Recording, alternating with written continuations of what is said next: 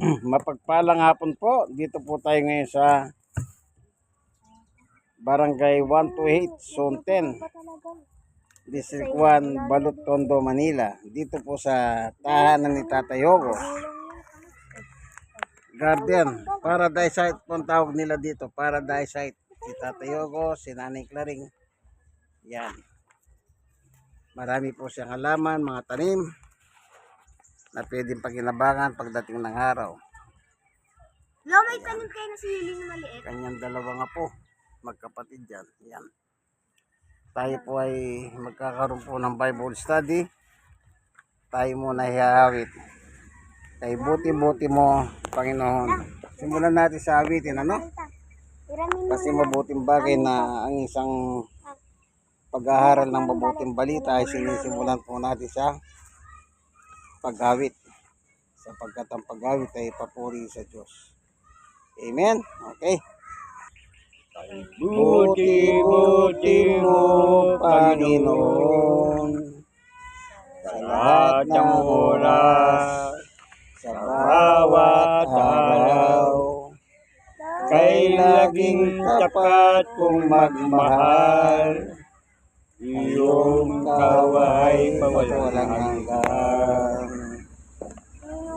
Pinupuri, sinasamba kita, dakilang Diyos at Panginoon.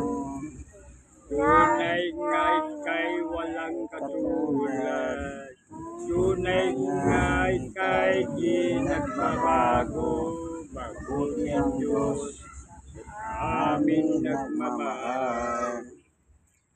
Buti-buti mo, Panginoon, sa lahat ng oras, sa bawat araw, kay laging tapat kong magmahal, iyong kaway pawalang hanggan. Pinupuri, sinasamba kita, dakilang Diyos at Panginoon. Tunay nga'y kay walang katulad, tunay nga'y kay di nagbabago, mabuti ang Diyos na sa amin nagmamahal. Mabuti ang Diyos na sa amin nagmamahal. Panginoon Diyos, minsan pa, samahan mo po kami sa aming pagbubulay ng iyong salita. Buksan ang mga puso at kaisipan upang kami po'y lubos na makinabang sa iyong turo at aral, sapagkat ang iyong salita ay pagkain ng aming kaluluwa. Sabi nga ng aming Panginoong Yesus, ang aking salita ay salita ng buhay. Amen. Okay? Basahin mo, Tatay Yogos, awit 46. Verse 1, 2, and 3. Yun. Awit 146, verse 1, 2, and 3. Opo, tayo boss. Nakita mo na? Opo. Huwag ka nang magawak ng iba. Unang sige. Babasahin po. Opo. Ang Diyos ay ating lakas at kalungan, at ang handang saklolo kung may kaguluhan. Di dapat matakot, mundo'y niyanigman, Hindi ko na ako. kahit nasa dagat ang bundok matangay. Nana? Kahit na magagalit yaong karagatan, at ang mga burol na yandig na gimbal. Tingnan mo naman oh. Ayan. Ayan ano, binasa ni Tatay Yogos. Pagasin tayo. Ang nakalagay po sa una, ang Diyos ang ating lakas at kanlungan at handang saklolo kung may kaguluhan. Alam niyo po, ang ating bansa ngayon ay binabalot po ng matinding kaguluhan. Yeah. Kasi po, araw-araw pag nanood kang balita, ang gulo na po ng politika eh. Magulo ang politika. Kasi po, hindi naman sa, ewan ko bakit nangyayari ito, no? Yung presidente at saka vice presidente, nag-aaway sila. Nag-aaway sila dahil sa kapangyarihan ng seat of power ng Malacanang. Yung vice presidente, nag-aangad siya maging presidente na. Nagmamadali. Kaya gusto niya matanggal na yung presidente. Hindi po ganun kadali yan eh. Yan ay meron tayong tinatawag na alalan, eleksyon. Sabi nga ng iba, ba't hindi na lang hintayin yung alalan sa 2028? Hindi eh, natatakot po sila kasi na-impeach po sila, kanya lang hindi po natuloy yung impeachment. Ang in-impeach po nila ang vice presidente, hindi lang natuloy kasi nga kinatigan ng Korte Suprema at saka ng Senado na sinasabi nila hindi daw po legal. Pero pagdating ng isang taon sa February ay legal na. Kaya ganyan po sila nagmamadali. Ganyan sila nagmamadali na matanggal ang presidente kasi nga po nagsisimula na po yung mga iba't ibang investigasyon sa kanilang grupo tungkol po sa pinagkakaperahan. Anong nakalagay sa Biblia? O Tatay Ogos, basahin mo nga muli 46, 1, 2, 3. Basahin po. Opo. Ang Diyos ang ating lakas at kalungan. Di dapat matakot, bundo'y mayanig man. Kahit na ang dagat, ang bundok matangay. Kahit na magalit yaong gargatan. At ang mga burol na yanig na gimbal. Yan. Kasabay pa yan yung mga paglindol. Oh. Sa Bisaya, lindol. Mindanao, lindol. Sa Northern Luzon, lindol. Kanilang umaga, yung bulkan na Masatahal, volcano. Sumasabog naman kaninang umaga. Alam nyo yung mga dilubyong itong dumarating sa Pilipinas. Lahat naman po yan nakasulat na sa Biblia. Ang nagiging problema lang sa mga tao, yung pananampalataya ng tao sa Diyos. Alam nyo kung ang Diyos lang ganito kasimple. Kung ang Diyos na may gawa ng langit at lupa, yun ang ituturing mong Diyos. Ano man dumating na problema sa buhay natin, ano nakalagay dyan? Ang Diyos ang ating kanlungan, andang saklolo. Kung ganyan pala ang Diyos, sumasaklolo siya, ba't ka matatakot? Tutuloy na talaga. Hawakan mo. Tutuloy na talaga. Hindi ka dapat matakot. Alam nyo, si Jesus Christ mismo, nang nangaral siya, meron siya sinabing ganyan. O Tatay Ogos, sa Lucas 21. Tingnan natin yung Maubusan ka ng dugo. sulat na sinabi ng ating Panginoong Jesucristo nang nandito po siya sa lupa at nangangaral siya. Anong sinabi niya? Ito. Lucas 21 verse 7, 8, 9, Isa ko si Ate. 10, 11, 12, 13. Yan. Yan ang babasahin mo, Tatay Ogos. Lucas 21, verse 7, 8, 9, 10, 11, 12, 13. Yan. Ayan. Sige. Mga kahirapan pag-uus na darating. Babasahin mo. Opo. Lucas. Tinong nila si Jesus, Guro, kailan po mangyayari yun? At ano ang magiging palatandaan yun ay magaganap na? Sumagot si Jesus, mag-ingat kayo upang hindi kayo maligaw. Yinuman, marami ang darating sa aking pangalan ang nagsasabi, ako ang Kristo, at dumating dumating na ang panahon. Huwag kayong susunod sa kanila at huwag kayong matakot kung makabalita man kayo ang mga digmaan at ang mga maksikan. Dapat muna mangyari ang mga yun, subalit hindi agad darating ang wakas. At sinabi pa niya, maglaban-laban ang mga bansa at mga kaharian. Magkakaroon ng malalakas na lindol, tagutom at mga salot at iba-ibang dako. May lilitaw na ang mga kaibang bagay at mga kilabot na kakabalaghan buhat sa langit. Ngunit bago mangyari ang lahat nito, kayo dadakpin at usigin, kayo lilitisin ng mga sinaguga at ipinabilanggo. At dahil sa pagsunod nyo sa akin, isasagdal kayo sa harap ng mga hari ang mga gobernador. Yun ang pagkakataon nyo upang makapagtotoo. Tungkol sa akin. Ayan.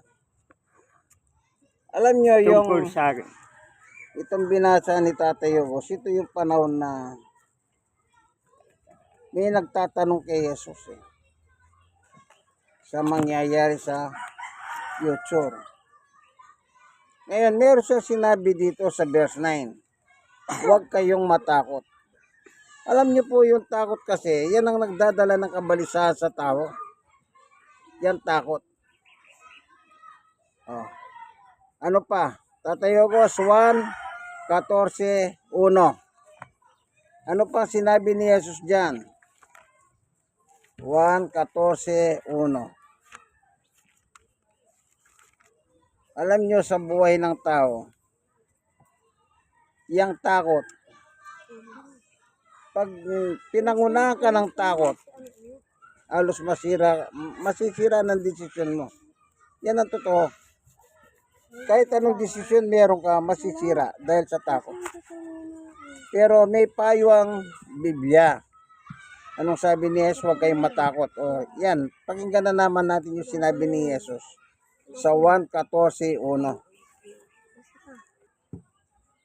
Si Susandang, huwag mabagabag ang iyong kalooban.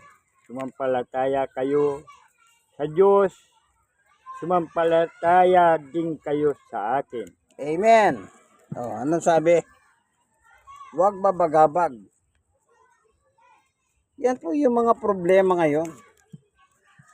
Araw-araw po pagmulat ng mata ng tao, may problema ang iniisip. Lalo na po yung inabot ng bagyo. Ang daming nawalan ng bahay, maraming nawalan ng mahal sa buhay. Paano sila makakabawi? Tapos, ng bagyo, inabot ng mga pagbaha. Mataas ang tubig, tinangay yung bahay. May mga namatay din po. Yan. Tapos, lumindol sa Cebu. Ang daming namatay. Tapos, lumindol po sa Baguio. Tapos, lumindol naman sa Mindanao, sa Davao del Norte. Tapos, kaninang umaga, pumuputok naman yung Taal Volcano. Ang tanong yan ba daw mga lindol na nagkasunod-sunod na yan? Ayan ba'y may koneksyon sa bawat isa? Ang paliwanag ng PBOX, wala. Nagkataon lang na nagkaroon ng sunod-sunod na lindol. Maraming nasaktan, namatay, nagiba ang bahay. Ano yan? Problema. Problema yan. Yan ang bumabagabag ngayon sa tao. Kaya sabi ng Panginoong Yesus, huwag kayong matakot. Huwag mabagabag ang inyong kalooban.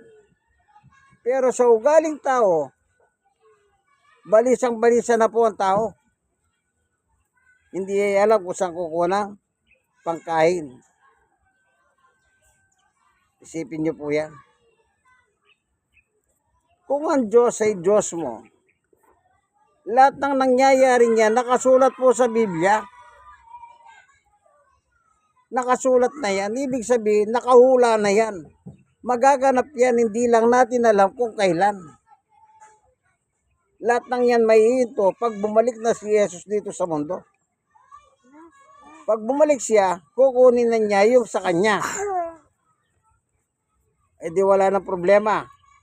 Pero hanggat hindi siya dumarating, talagang ang problema po nangyayari talaga yan. Oh. Problema dito, problema doon. Kaya sinasabi ng Biblia, huwag mabagabag, huwag mamroblema. Oh. Tama lang. Kung talagang Diyos ang Diyos niyo po, wala problema eh. Pero wala po tayong magawa. Siyempre, ang tao po, likas na mahina po ang tao. O ngayon, ano naman ang kinakatakot ng tao ngayon? Yung sinasabi nilang the big one. Nabuhay na naman yung balitang yan. Matagal nang namay ngayon pala balitang yan. Ngayon, binabalita na naman. Pag dumating daw po yung the big one, ang lakas niyan, 8.2. 8.2. At ang sinasabi ng balita, ang mamamatay dito sa Manila is 50,000. Isipin niyo po yan. Hindi pa dumarating, inuulan nila na mamamatay 50,000. Eh bakit? 8.2. At salamat, ito pong City of Manila, sa NCR po, yung City of Manila, malayo po doon sa port na sinasabi. Yung port, malayo yung City of Manila. Pero, pag totoong gumalaw yan ng 8.2, sigurado, lahat damay. Lahat damay. Kung yun lang, 4.6 sa Baguio. Sa Miago, doon nagsimula yun eh. Ngayon, doon sa 7.9 yata sa Davao. Sa Cebu, 7 may din. Pero ang dami na pong nasira, ang dami na pong nadisgrasya, namatay. How much more kung dumating po yung the big one? Huwag nawang mangyari. Kasi, kawawa po yung mahihirap. Bakit? Alam niyo po yung mga bahay ng mahihirap. Dahil po sa kahirapan, nagtayo lang sila ng bahay. Kumisan po, ito yung bahay nakatayo ha.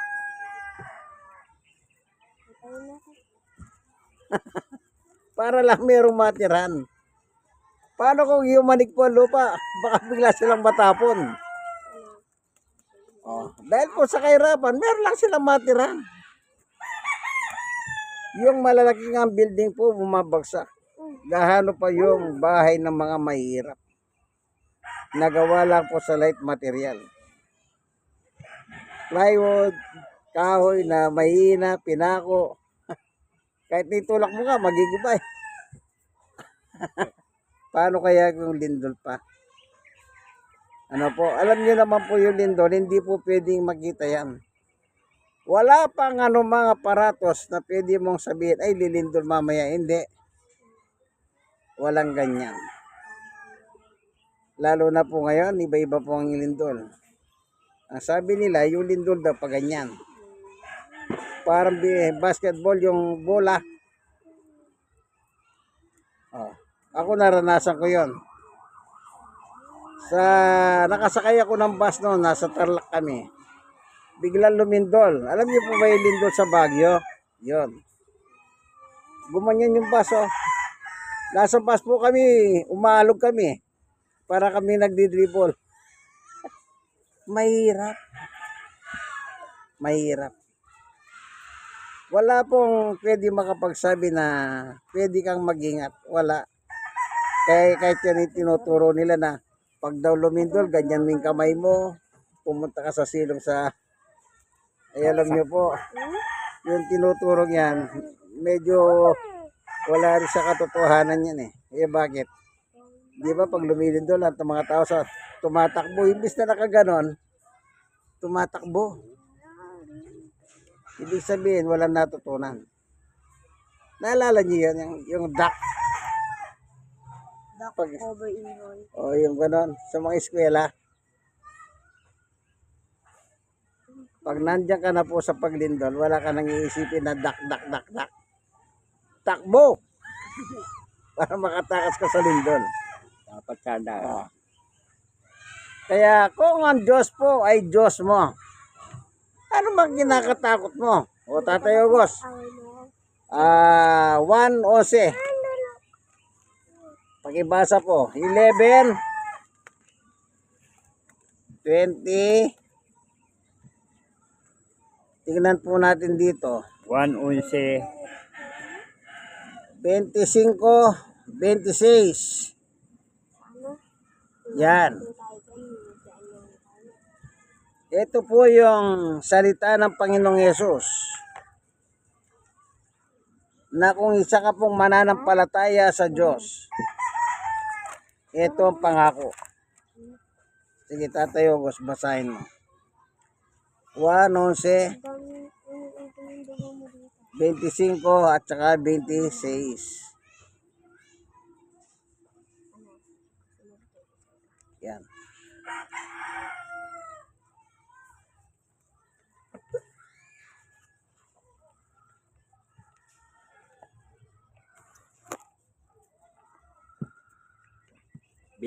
Binching ko. Binchais po. No? Oh. Babasahin po. Apo. Sinabi sa kanya ni Jesus, ako ang muling pagkabuhay at ang buhay. Ang sino mang sumampalataya sa akin, kahit mamatay ay muling mabubuhay. At sino man nabubuhay at sumampalataya sa akin, ay hindi mamamatay kailanman. Maniwala ka ba sa sinasabi ko? Yan. Ang pangakong ito, sabi ni Jesus, kahit mamatay ka, muli kanyang bubuhayin. Oh. Kahit anong lakas ng lindol, walang mayaman, walang mahirap, walang profesional, mga walang pinag-aralan, walang pwedeng lumabas sa lindol. Pero kung mananampalataya ka ng Diyos, anong sabi ni Jesus? Kahit na mamatay ka ngayon, ay muli kitang bubuhayin. Yan po yung maganda. Kaya sinasabi ni Jesus, huwag kayong matakot, huwag kayong mabagabag. Kasi meron Diyos sa langit na andang tumulong. Ang gagawin lang natin, manampalataya lang po tayo. Yung sinasabi ni Jesus sa 14:1 ng 1. Huwag mabagabag ang inyong kalooban, sumampalataya kayo sa Diyos at sumampalataya din kayo sa akin. Oh. Anong sabi sa kasunod na talata? Ang mananampalataya sa akin, pag namatay ka sa disaster, lindol, sunog, kung ano man yan, bagyo, muli kang mabubuhay, sabi ni Jesus. Oh. Anong nakasunod sa 26? Tayo August, yung 26. Pakibasa mo nga tayo August. At sino man mabubuhay at sumampalataya sa akin, ay hindi mamamatay kailanman. Maniniwala ka ba sa sinasabi ko? Amen. Oh, yun. Napakaliwanag. Pag dumating na si Jesus, hindi na po tayo makakaranas ng kamatayan. Isipin niyo yun. Basta pagka dumarating po yung mga ganyan, problema, bagyo, lindol, kung anumang kalamidad na yan, ang una nyo pong gagawin, magdasal lang po kayo. Ang buhay ng tao nasa kamay ng Diyos. Alam nyo, kahit walang lindol, kung mamamatay ka, sinabi ng Diyos mamamatay ka, mamamatay ka. Pero pag sinabi ng Diyos, hindi ka mamamatay, hindi ka mamamatay. Pag may problema po, unahin nyo muna ang magdasal kesa sa takot. Kaya sabi ni Jesus, huwag kayong matakot. Kasi po, malaki ang Diyos sa inyong takot. Mas malaki po ang Diyos sa inyong takot. Kung meron kayong Diyos sa buhay, ano dapat mong katakutan? Wala kang dapat katakutan kung may Diyos ka sa buhay. Ako lagi ko po sinasabi yan. Magtiwala po tayo sa Diyos. Meron na nga problema, hindi pa kayo gustong magtiwala sa Diyos. Mas lalo po tayong magtiwala sa Diyos. Lagi niyong tatandahan yan. Lahat ng nangyayari niya, kaguluhan sa ating mundo. May nakadayong kutsyon. Lahat. Diba? May nakadayong kutsyon. Lahat ng yan nakasulat na po sa Biblia. Yang kaguluhan, digmahan, yang political crisis, lahat po yan nakasulat. Anong sabi ni Jesus doon sa Lucas 21:13? Tatay August, basahin mo nga muli. Lucas 21:13. Balikan natin yung Lucas. Sa 21:13. O simulan mo sa 11, pagkatapos magpunta ka sa 13. Lucas 21:11. Lucas 21:11. Pagkatapos pupunta ka sa 13. Anong babasahin po? Opo. Babasahin ng Lucas 21:11. 21:11 at saka 13 lang po. Lucas 11 at saka 13 lang ang babasahin mo, Tatay August. 11. Opo. Ayaw niyo pala. Sige. Bigay ko sa sa'yo kasi. Ate yan. Ibasa niyo po. Ang sa bata. Ang sa'yo na lang. Magkaroon na malalakas na lindol, tagutkom at mga salot at ibang dako. May lilitaw na mga kakaibang bagay at mga kakilabot na kababalaghan buhat sa langit. Sa 13 po. Yun ang pagkakataon nyo upang makapagpatuto tungkol sa akin. Amen. Yan po yung kasabihan. In time of crisis, Christ is in. Nasa krisis po tayo ng ating buhay. Papasukin po natin si Jesus sa ating buhay. Ito ka, doon ka. Diyan ka. Para lahat ng krisis ng buhay natin, problema ng buhay natin, ayan po nating si Jesus ang tumulong sa atin. Tatandaan niyo po ito. Kung tayo lang po ang lulutos ng problema natin, ako na magsasabi sa inyo, mabibigo tayong lahat kahit ikaw na yung pinakamayaman, pinakamatalinong tao na nabubuhay sa mundo. Kung ikaw ang gagawa ng parahan, mabibigo ka, kaibigan. Diba? Ayaw mo. Ayan nyo po, papasukin nyo si Kristo sa inyong buhay bilang Panginoon at tagapagligtas ninyo. Ayan ninyo siya. Siya na po ang bahalang magresolba sa problema natin. Kanina pa nga. Ayan o. Darating ang mga lindol. Ayan, naglilindol na. Ayun ka. Kaya tandaan nyo po. Sinong pwedeng pumigil sa lindol? Wala. Subukin nyo lumilindol sa bahay nyo. Hawakan nyo yung refrigerator ninyo. Kung mapipigilan ninyo. Pag napigilan ninyo, malakas kayo. Pero hindi eh. Baka madaganan pa kayo. Walang pwedeng pumigil sa lindol. Ang lindol po, wala pang instrumento na imbento sa buong mundo na pwede mong pigilin ng lindol na nagaganap.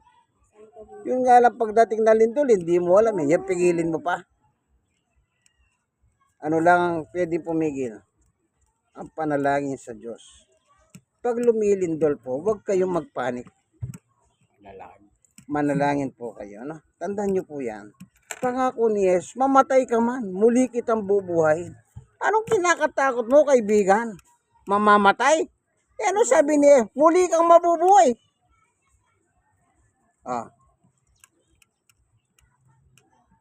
Muli kang mabubuhay, sabi niya. Kung papasukin po si Jesus sa ating buhay. Salamat po, Panginoon Diyos. Niliwanag mo po sa amin ang aral ng mga iba't ibang mga pangyayaring nangyayari po sa aming bansa. Mahabag ka sa bansang Pilipinas, Panginoon Diyos. Sa ngalan ni Jesus. Amen. Okay, kanta muna tayo. Diyos ay pag-ibig.